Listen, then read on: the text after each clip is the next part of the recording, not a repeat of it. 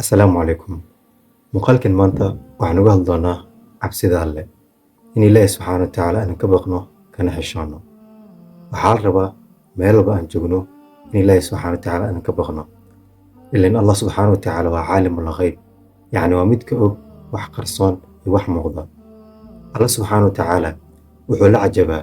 ama yacni uu la yaabaa. Waxaad arkaysaa qof baa habeenkii dembi sameynaya. Yacni dembigaasi noocu doon ha noqdo. weliba yani waxa ugu badan dhalinyarteena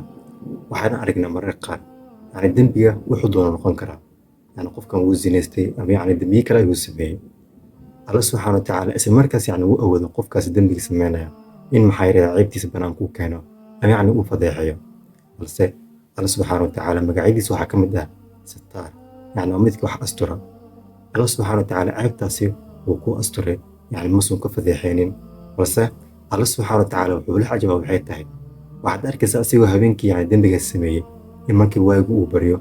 in maxaa yidhahdaa qofkii oo yani maxaa yidhahdaa qof walba uu sheego oo dhaho heblaayo ama hebel yani uu ku yidhaahdo yani hebelo ama heblaayo yani xalay tole waxaas ayaan sameeyey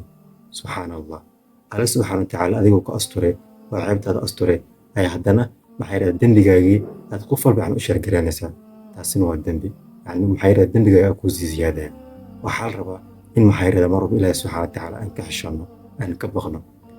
nabiga calayhi salaatu wasalaam wuxuu yidhi idaa lam tastaxyi fasnac limaa shi'ta yani haddaadan xishooninin waxaa doonta samee haddaad aragto qof yani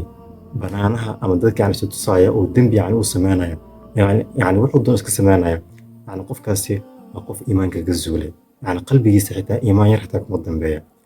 waxaa la rabaa in ilaahi subxaana wa tacaala mar walba aynu ka cabsanno aynu ka xishoonno الله سبحانه وتعالى ومدك يعني نحرسته مدك يعني ونحرس بدن نحرستها وحنا وقتها إن يعني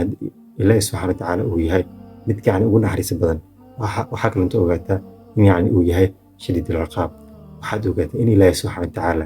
مرك لي هدو قبضه يعني إن معيرة الخبتيسة هذاكتها وحال روا إن الله سبحانه وتعالى ما يلقى أن جبنه أنه بغنه السلام عليكم